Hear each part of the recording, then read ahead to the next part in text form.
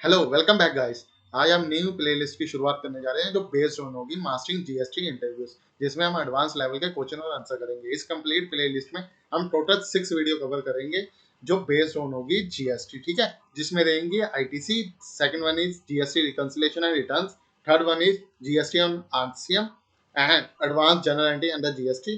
Then उसके बाद move करेंगे अगर आपको जीएसटी नोटिस ऑडिट्स और लिटिगेशन में कुछ एक्स्ट्रा सीखना है तो कैसे आप प्रिपरेशन कर सकते हो, और then last GST in special transaction. चलिए मूव करते हैं हम आज की पहली वीडियो। और ट्रस्ट मी, जो भी एग्जीक्यूटिव या सीनियर एग्जीक्यूटिव अपनी नेक्स्ट लेवल के लिए तैयारी कर रही हैं, यानी असिस्टेंट मैनेजर और मैनेजर के लेवल, तो उसके लिए भी ये प्लेलिस्ट काफी हेल्प कर सकती है। चलिए स्टार्ट करते हैं अपनी पहली वीडियो। सबसे पहली video ITC, input tax credit, ठीक है। जीएसटी का ये सबसे इंपॉर्टेंट फैक्टर होता है आईटीसी। अगर इसकी वर्किंग आपने सीख ली तो आप कहीं भी किसी भी इंटरव्यू को क्रैक कर सकते हो, ठीक है, जो बेस्ड ऑन जीएसटी भी होगा। चलिए आप इससे जुड़े कुछ इंपॉर्टेंट क्वेश्चन और आंसर करते हैं। सबसे पहले आपको अगर सीखने को मिले कि what is block ITC under section 75, ठीक है, अंडर सेक्शन जीएसटी, ठीक है। ये सारे सेक्शन है जो जीएसटी के हैं, गुड एंड सर्विसेज टैक्स 2017 के। अगर मैं बात करूं कि ब्लॉक क्रेडिट होता क्या है, तो सबसे पहले इसकी एक्सप्लेनेशन देख लेते हैं। Section 17(5) of CGST act list specific good and services where ITC cannot be claim even if used for business purpose. GST का एक्ट कहता है, सीजीएसटी एक्ट कहता है कि वो गुड और सर्विसेज का स्पेसिफिक एक लिस्ट है, उन पे आप कभी भी अपना आईटीसी क्लेम नहीं कर सकते। रीजन बिहाइंड क्या है? बेशक उन सर्विसेज को आपने अपनी जीएसटी या बिजनेस पर्पस के लिए यूज किया है, उस पर आप आईटीसी क्लेम नहीं कर सकते, ठीक है। इसके लिए कौन कौन से एग्जाम्पल रख सकते हैं, जैसे motor vehicle except for curtain use like transport of goods. For example आप मोटर व्हीकल लेते हो, आपने गाड़ी ले ली कोई भी, मैं अगर बात करूँ क्रेटा या था, ठीक है।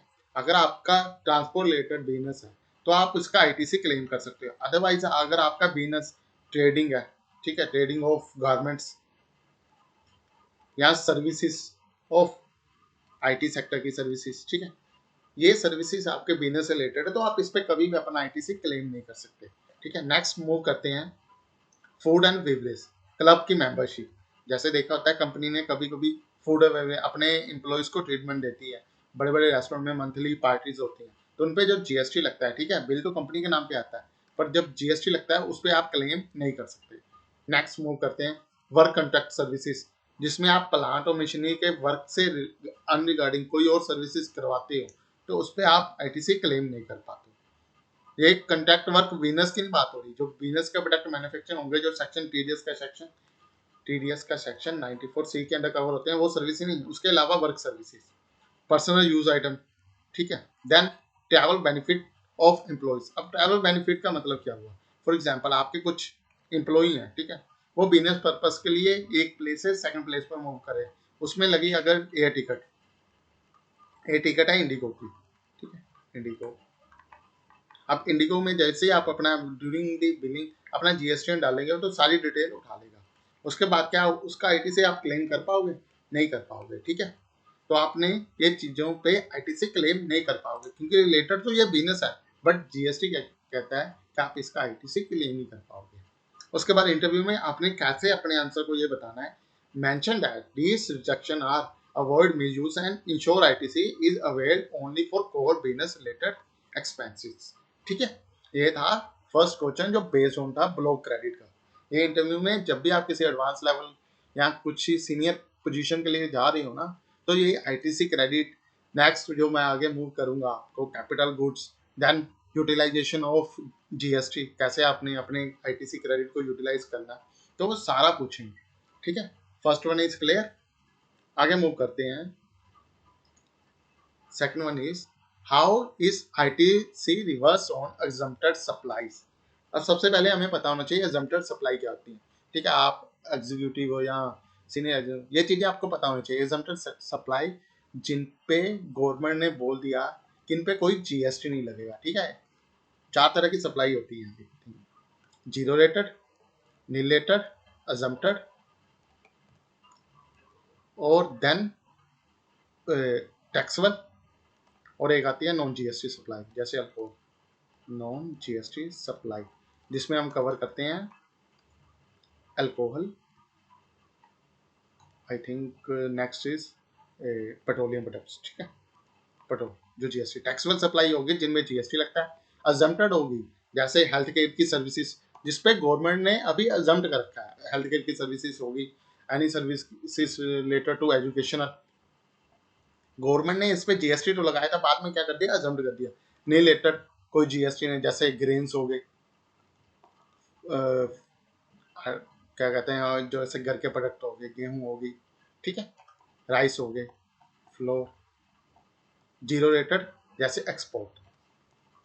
तो ये चीज़ों का आपको बेसिकली पता होना चाहिए। अब गवर्नमेंट ने क्या कह दिया कि अजम्प्ट सप्लाई पे आपको जीएसटी रिवर्स करना पड़ेगा जो आईटीसी आप ले रहे हो, ठीक है।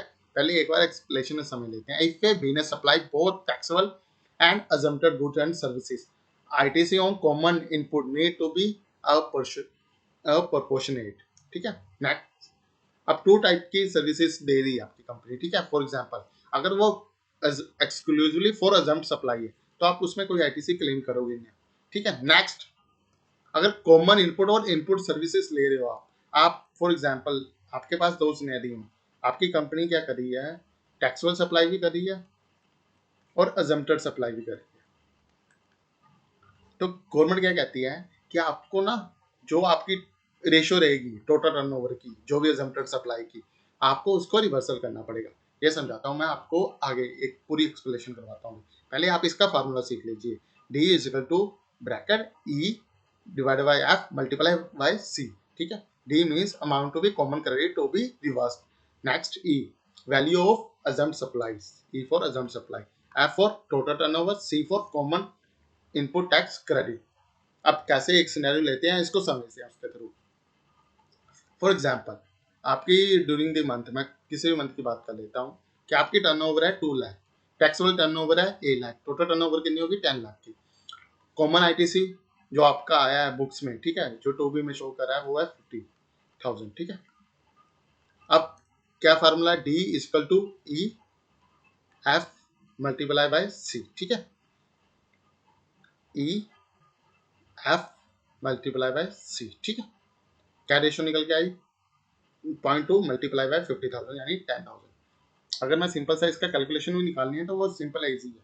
मेरे को पता है कि 50,000 का मेरा क्रेडिट पड़ा हुआ है, ठीक है।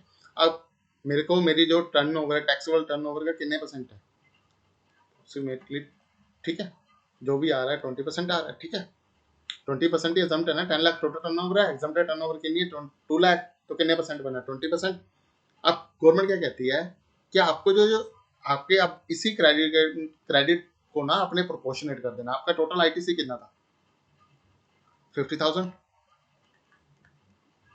अजम्प्ट सप्लाई कितने परसेंट थी आपकी टर्नओवर की, 20%, ठीक है, मल्टीप्लाई बाय 100, आपको 10,000 क्या करना पड़ेगा, रिवर्स करना पड़ेगा, यानी इसको एज ए एक्सपेंसिव ट्रीट करना पड़ेगा, और रिमेनिंग का जो 40,000 है आप उसको एज ए आईटीसी क्लेम कर सकते हो, ठीक है। जिसने जीएसटी 3 भी भरी होगी ना, जो जीएसटी 3 भी फाइल करता होगा, ठीक है, उसको पता होगा। जैसे हम टेबल 3 पॉइंट आई थिंक जिसमें हम आईटीसी क्लेम करते हैं 3.2, ठीक है, उसमें हम देखेंगे तो लास्ट में हमें दिखता है रिवर्सल ऑफ आईटीसी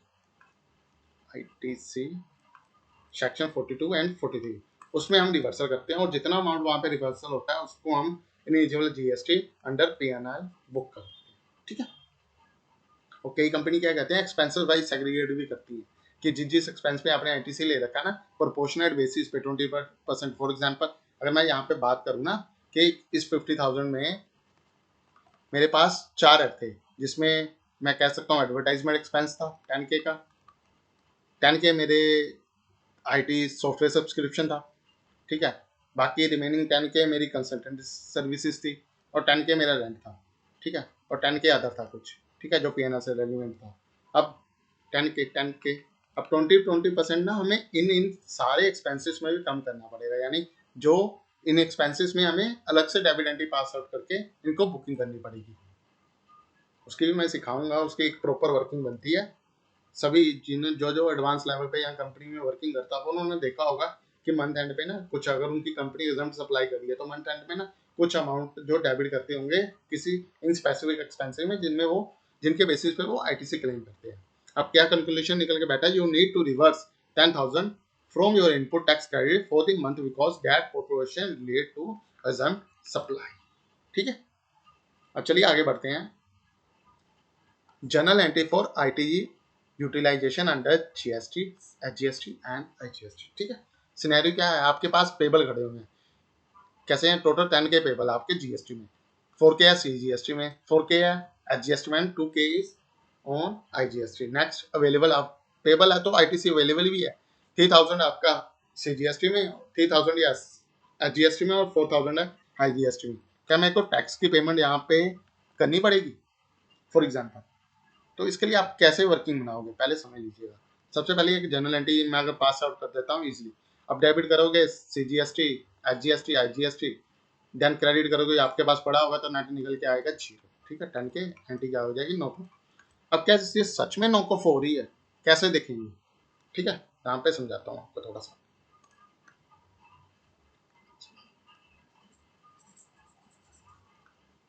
ध्यान से समझने की कोशिश करना है यहाँ पे। ठीक है, इसकी वर्किंग है राइट साइड में। सबसे पहले आईजीएसटी का जीएसटी का रूल क्या है, सबसे पहले खत्म होता है आई। ठीक है, सीखते हैं, सबसे पहले खत्म करेंगे हम आई को। ठीक है, आई मेरे पास कितना पड़ा हुआ है, पेबल 2000, आईटीसी में पड़ा हुआ है 4000। ठीक है, सबसे पहले इसको सेट ऑफ करेंगे।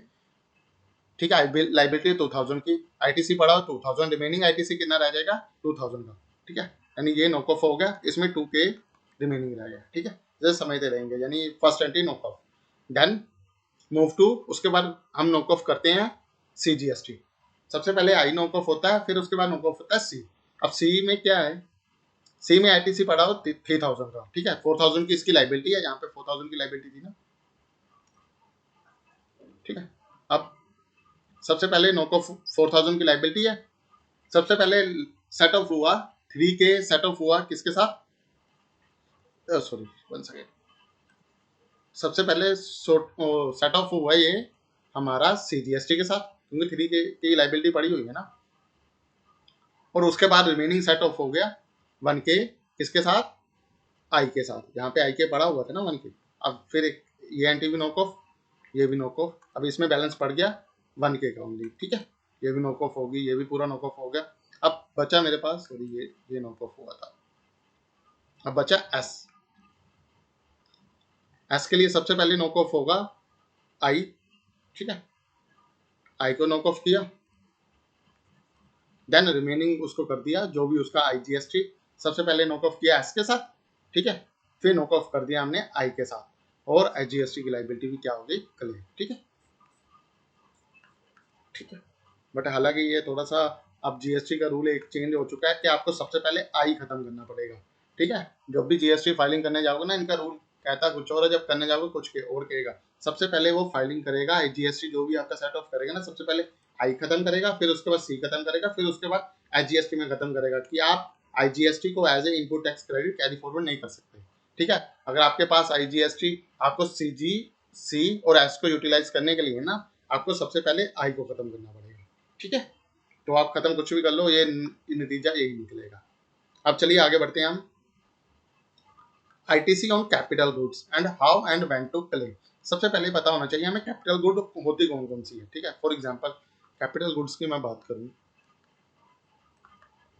एक तरह से हमारे फिक्स एसेट होते हैं। ठीक है, यहाँ फिक्स एसेट में हम इनसे मशीनरी कह सकते हैं, कुछ बिल्डिंग कह सकते हैं। ठीक है, थर्ड वन, इसे हम अपना प्लांट कह सकते हैं। ठीक है, यहाँ कुछ फैक्ट्री की कह सकते हैं। ठीक है, ये होते हैं कैपिटल गुड्स, यानी which is directly related to company asset is known as capital goods. ठीक है, अब इसकी एक्सप्लेनेशन क्या है, ITC on capital good can be claimed immediately in the month of purchase and used for business. Then full ITC allowed if used for taxable supplies. ठीक है, दोनों चीजों को कोरिलेट करके देखना बिल्कुल लॉजिक के साथ, क्योंकि अगर हम इसका पूरा ITC क्लेम कर सकते हैं अगर हम कंप्लीटली टैक्सेबल सप्लाई के लिए ये जो प्रोडक्ट है ना यूज हो सकते हैं। फॉर एग्जांपल आपकी कंपनी क्या कर रही है, आपकी कंपनी ने कुछ मशीन खरीदी, ठीक है, बट आपकी कंपनी कंप्लीटली अजम्प्टेड सप्लाई करती है, तो आप इसका आईटीसी क्लेम नहीं कर पाओगे। ठीक है, ये है बेसिकली पॉइंट। और वहीं आपकी कंपनी नील रेटेड या जीरो रेटेड सप्लाई करती है, ठीक है, जीरो रेटेड में आप इसका आईटीसी क्लेम कर सकते हो। ठीक है, जीरो रेटेड और नील रेटेड में अगर आपकी कंपनी सप्लाई करी है तो आप इसका आईटीसी क्लेम कर सकते हो। अब इसका नोट बना लेते हैं। If capital good are used partially for exempt supply और personal use, proportionate ITC must be reverse. ठीक है, वही ऊपर वाला केस नंबर 2 हमारा जो हमने किया है, प्रोपोर्शनल बेसिस पे जितनी भी टोटल टैक्स हमने देखी उसके प्रोपोर्शनल बेसिस पे इसको डिवाइड कर देना है। Then depreciation under income tax should not be claimed on GST if ITC is aware. अब दोनों का क्या लिंक हो गया, जीएसटी और आईटी एक्ट का। ठीक है, यानी इनकम टैक्स एक्ट का लिंक हो गया। क्या कहते हैं इनकम टैक्स, कि अगर आपने जिन भी सर्विसेज जिन भी गुड्स का, ठीक है, जो भी आपके फिक्स है उस पर आप अगर आप डेप्रिसिएशन क्लेम कर रहे हो तो सबसे पहले आपको उन जो भी आपके फिक्स है उसमें से आपको जीएसटी को अलग करना पड़ेगा। ठीक है, हालांकि कंपनी टैक्स में ऐसा नहीं है, कंपनी टैक्स हम सिंपली एक अमाउंट के बेसिस पे ले लेते हैं, पर आईटी टैक्स में आईटी टैक्स इससे अलग कहता है। अब इसका कोई एक एग्जांपल देखते हैं, एक सिनेरियो देखते हैं। Company purchase a machine for 5,90,000 on 10th में। ठीक है, मशीन की कॉस्ट कितनी है 5 लाख, उस पर जीएसटी कितना लगा। ठीक है, जीएसटी किसी फॉर्म में लग सकता है ICS। ठीक है, अगर आई है या C+S है, दोनों में से। ठीक है, तो इसको अभी थोड़ी के लिए नोट करो। The machine is used only for manufacturing taxable goods. अब इसकी 2 एंट्रियां पास आउट करेंगे हम। ठीक है, सबसे पहले अगर कैपिटलाइजिंग विदाउट क्लेमिंग आईटीसी, तो क्या एंट्री पास आउट करेंगे, डेबिट करोगे आप अपने फिक्स से को, क्रेडिट कर दोगे बैंक और वेंडर को। ठीक है, कुछ भी रह सकता है। देन सेकंड एंट्री, अगर आप आईटीसी क्लेम कर रहे हो, ठीक है, should not to be capitalize. ठीक है, जीएसटी क्या होगा, शुड नोट बी कैपिटलाइज। अब क्या एंट्री पास आउट करोगे आप, मशीनरी 5 लाख की कॉस्ट थी, सीजीएसटी आईजीएसटी को आप इनपुट क्लेम कर लो टू बैंक अकाउंट। ठीक है, एंट्री ये भी पास आउट होगी। अब एक एग्जांपल, ठीक है, ITC of 90,000 can be claimed in the same month. ठीक है, आपको किस मंथ में क्लेम करना है, सेम मंथ में। आप इसको ये नहीं है कि आपके आईटीसी में पड़ा आप इसको नेक्स्ट मंथ में क्लेम कर लो, नहीं, आपको इसको सेम मंथ में क्लेम करना पड़ेगा। Then the machinery is coded at 5 lakh only. ठीक है, ये थी आज के कुछ बेसिक टॉपिक जो बेस्ड ऑन थे आईटीसी। अब नेक्स्ट वीडियो में हम कवर करेंगे जो रेलिवेंट टॉपिक है जो आपको हेल्प कर सकते हैं आपका इंटरव्यू क्रैक करने में। आज के वीडियो के लिए इतना ही। अगर आपको वीडियो अच्छी लगी हो प्लीज़ चैनल को सब्सक्राइब करें और कमेंट करके बताएं कि मैंने कैसा पढ़ाया। ठीक है, थैंक्स फॉर वॉचिंग।